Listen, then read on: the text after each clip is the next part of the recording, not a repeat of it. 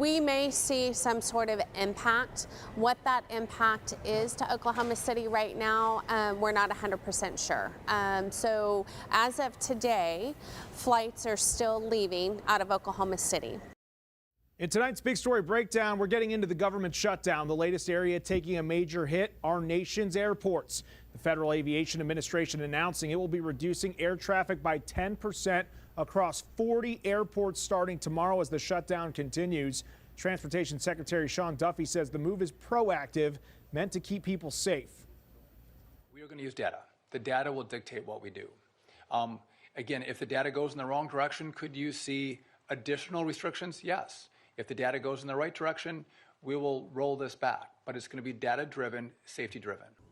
Duffy declined to put a time frame on how long the restrictions will stay in place. Air traffic controllers have been working without pay since the government closed. Staffing shortages have prompted flight disruptions and delays at airports all across the country. The FAA has now released the list of the 40 U.S. airports impacted by reductions in air traffic. As you can see, covers more than 24 states, includes major hubs like New York, Chicago, and Atlanta. Airports also expecting to see cuts tomorrow include Boston, Denver, Las Vegas, and San Diego. Also Dallas and Houston, which many Oklahomans have direct flights to. Now, if you have any plans to travel in and out of Will Rogers International Airport tomorrow, you might be wondering if you could be faced with any delays. Fox 25's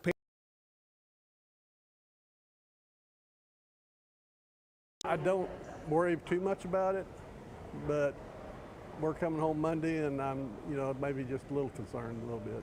We caught up with Roger Jividen just before his flight from OKC to Houston. But Jividen's flight home may be canceled as the William P. Hobby Airport is on the preliminary list of 40 major airports who will see their number of flights cut as a way to reduce air travel beginning Friday. And if you are also flying soon, you should probably have a similar plan to Jividen. Check my apps and see if there's any change in my flight. The Oklahoma City airport is not on the preliminary list for now. However, OKC Will Rogers International Airport Public Information Officer Stacey Ham says we could feel the effects. What that impact is to Oklahoma City right now, we're not 100% sure. Those traveling to or from one of the airports on the list will have to pay close attention. Now, if you have a connecting flight, let's say out of Dallas, Houston, Denver, Las Vegas, Chicago, or any of the other airports that were actually on the list, you could see a delay or you could see a cancellation from that leg of your route. Have a lot of flights, direct flights to Dallas, direct flights to Houston, and I know that those airports are on the list. As of right now, we don't know if any of those direct flights to those locations have been canceled, or if there will be any delays, but as this weekend goes on, we'll start maybe seeing some delays out of Oklahoma City or even cancellations. So what are your rights if you find yourself with a canceled flight? According to the U.S. Department of Transportation, if your flight is canceled, your airline should rebook you. You could also catch a flight with another airline, but DOT says you would need to ask the first airline if they will endorse your ticket. If the airline cancels your flight and you decide not to travel anymore, you are entitled to a refund. I'd like for it to get resolved and then everything back to normal. Paige Taylor, Fox 25 News. As many Oklahomans are waiting to see what will happen to their flight tomorrow, let's take a look to see if there's any current delays at Will Rogers. Here we go. Right now, we're seeing American Airlines flight to New York City has been canceled, but all other departures currently scheduled to leave on time. But again, you need to be checking before you head to the airport. This is a very fluid situation. Things could change quickly, so you just want to make sure you're ahead of the curve here. And in the midst of these flight reductions, Stillwater Regional Airport announcing their operations will continue as normal. In a statement, the airport's director says travelers flying in Stillwater encouraged to stay informed so they can plan ahead to support a smooth travel experience. Passengers urged to check with their airline or travel provider for the latest updates. Major U.S. airlines now announcing their schedules ahead of the cuts to air traffic tomorrow. A spokesperson from American Airlines told CNN they have reduced the schedule for tomorrow through Monday by 4%. It's about 220 flights per day. Southwest Airlines is also canceling 100 flights for tomorrow. Delta plans to cancel about 170 flights tomorrow as well. To minimize the impact on customers, United, Delta, and American Airlines are among the carriers who have announced they will offer refunds to passengers who decide not to fly, even if they bought a non-refundable ticket. A spokesperson from Frontier Airlines also recommending travelers buy backup tickets with another airline to avoid being stranded. Officials say the reductions could affect as many as 1,800 flights per day. Government shutdown taking a growing toll on our air traffic controllers. They're required to work without pay, and staffing shortages led to major delays last weekend. Yesterday, the president of the National Air Traffic Controllers Association spoke with CNN about those ongoing issues the workers are facing. Air traffic controllers are showing up to work every day to deal with issues that we've never seen before. 36-day shutdown, the stresses, the pressure, the fatigue is setting in. Air traffic controllers are texting, I don't even have enough money to put gas in my car to come to work.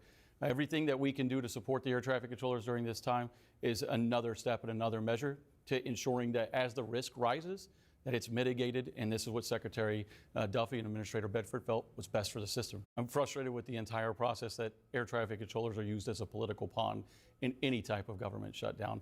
We're being thrust into the spotlight on policy disagreements that have nothing to do with us. That's where the frustration comes from for myself and every air traffic control in the country. Daniel says more air traffic controllers are resigning every day now because of the shutdown, while others have been forced to take on part-time jobs to cover expenses while missing paychecks. Another big battle sparked by the shutdown over SNAP benefits. Federal judge now ordering the Trump administration to fully fund SNAP benefits for this month. This is after cities and nonprofits challenged the administration's plan to only cover 65% of the maximum benefit. The Department of Agriculture initially said it planned to pause payments, citing the government shutdown. Last week, the government was ordered to pay at least partial benefits by tapping into an emergency fund, but the plaintiffs argued they should be fully covered. Now the USDA has until tomorrow to make the full payments to the states.